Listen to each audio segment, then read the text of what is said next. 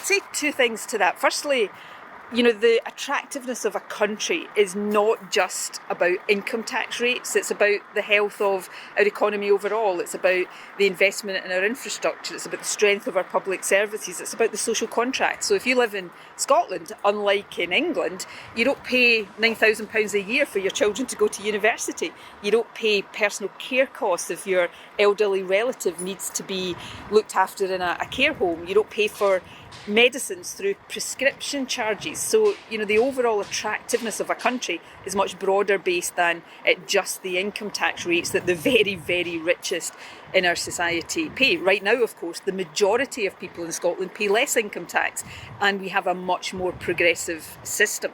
But the second thing I would say is the route to a healthy, sustainable, vibrant, broad-based economy is not simply to cut the taxes of those who are already very, very wealthy. These policies that the Chancellor unveiled on Friday will only cut tax for people earning over £155,000 a year.